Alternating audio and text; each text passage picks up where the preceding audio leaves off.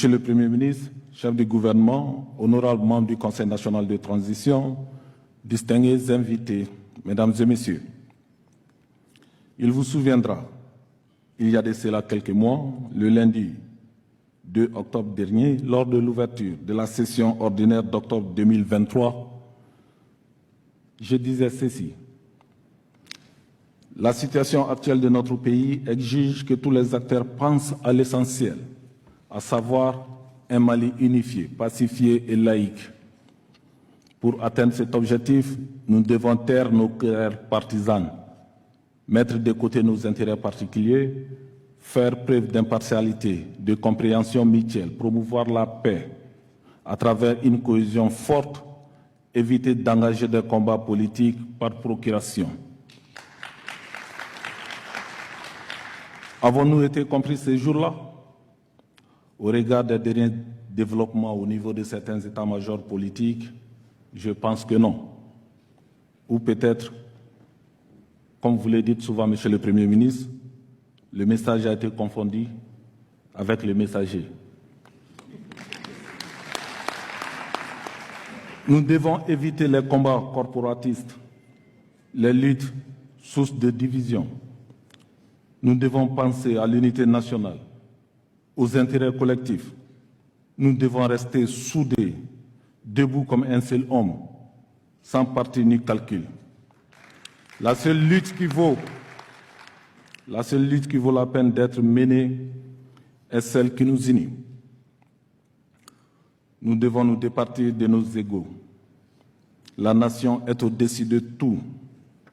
Elle est l'essence, le reste n'est que contingence, puérile, futile et artificielle.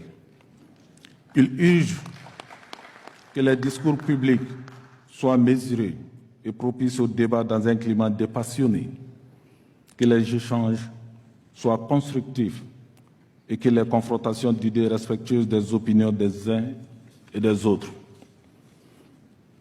Ces pays, ce beau Mali qui nous a été légué par nos ancêtres appartient à nous tous et personne ne le bâtira à notre place.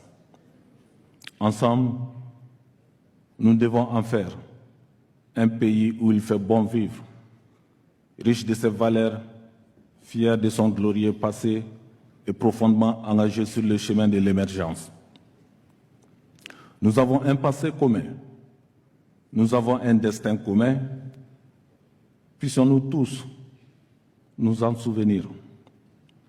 Il nous faut promouvoir la paix et l'unité nationale en évitant les discours haineux, agressifs, provocateurs et sécessionnistes qui ne profitent qu'aux apatrides.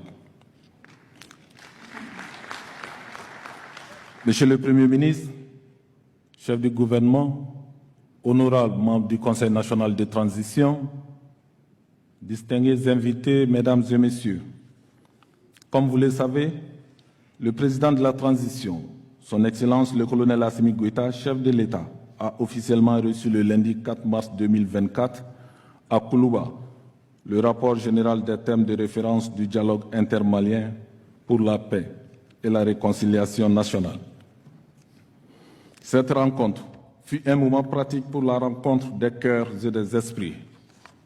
Ce dialogue est le point d'ancrage des idées des Maliennes et des Maliens sur leur pays. Au Conseil national de transition, nous soutenons sans réserve ce dialogue intermalien initié par le président de la transition. Il nous incombe à tous de travailler afin que les filles et les fils du Mali se parlent et que plus jamais nos différends ne soient gérés ni ailleurs ni à partir d'agendas concoctés par qui que ce soit de l'intérieur ou de l'extérieur. Nous avons la lourde responsabilité d'assumer consciencieusement et clairement le destin de notre peuple. Nous ne permettrons plus à qui que ce soit d'aller marchander nos problèmes à notre détriment. Aux problèmes maliens, nous allons désormais nous regarder droit dans les yeux et trouver des solutions maliennes propres à nos cultures, à nos philosophies et à nos pensées.